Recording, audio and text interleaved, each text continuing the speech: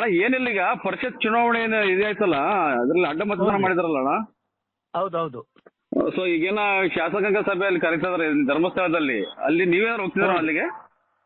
ಅಣ್ಣ ಇನ್ನು ಶಾಸಕಾಂಗ ಸಭೆ ಕರಿತೀವಿ ಅಂತೇಳಿ ರಾಜ್ಯಾಧ್ಯಕ್ಷ ಹೇಳಿದ್ದಾರೆ.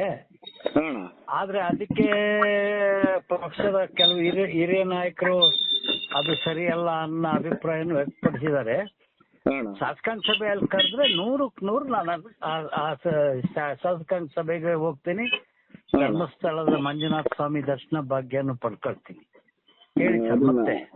ಮತ್ತೇನಿಲ್ಲ, ಅದೀಗ 8 ಜನ ಕೂಡ ಈ ತರ ಮಾಡಿರೋಂಥದ್ದು. ಅಂದ್ರೆ ಕಟ್ಟ ಬಿಜೆಪಿ ಕಟ್ಟಾಳುಗಳು ಅಂತಕ್ಕಂಥ ಕೆಲವು ನಾಯಕರು ಕೂಡ ಈ ತರ ಮಾಡ್ಕೊಂತ ಹೋದ್ರೆ ಇರ್ತಕ್ಕಂಥ 62 ಜನ ಶಾಸಕರು ಅದರಲ್ಲೇ ಕೆಲವರು ಈ ತರ ಮಾಡ್ಕೊಂತ ಹೋಗ್ಬಿಟ್ರೆ ಈ ಪಕ್ಷದ ಏನು ಶಿಸ್ತು ಅಥವಾ ನೀತಿಗಳನ್ನ ಉಲ್ಲಂಘನೆ ಮಾಡ್ದಂಗಾಗತ್ತಲ್ಲ, ಎಲ್ಲ ಪಕ್ಷಕ್ಕೆ ದ್ರೋಹ ಬಗ್ದಂಗಾಗತ್ತಲ್ಲ ಅಂತ.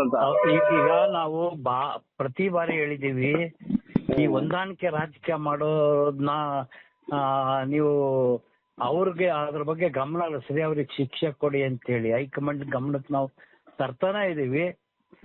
ಇಷ್ಟಾದ್ರೂ ಬಿಗಿಯಾದ ಕ್ರಮ ತೆಗೆದುಕೊಂಡಿಲ್ಲ. ಇದನ್ನ ಒಂಥರ ಅಭ್ಯಾಸ ಮಾಡ್ಕೊಂಡ್ಬಿಟ್ಟಿದ್ದಾರೆ.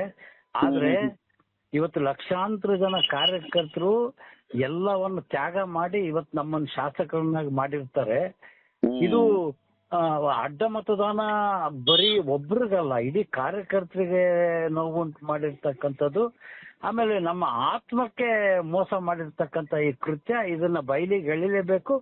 ಈ ರೀತಿ ಮಾಡ್ತಕ್ಕಂಥವ್ರಿಗೆ ಪಕ್ಷ ಶಿಸ್ತಿನ ಕ್ರಮ ಕೈಗೊಳ್ಳದೆ ಇದ್ರೆ ಇದನ್ನ ಅಭ್ಯಾಸ ಮಾಡ್ಕೊಂಡ್ಬಿಡ್ತಾರೆ. ಇದು ನಿಜವಾಗ್ಲೂ ಬರೀ ಪಕ್ಷಕ್ಕಲ್ಲ, ಯಾರಿಗೂ ಕೂಡ ಇದು ಒಳ್ಳೆ ಬೆಳವಣಿಗೆ ಅಲ್ಲ ಅನ್ನೋದು ನನ್ನ ಅಭಿಪ್ರಾಯ.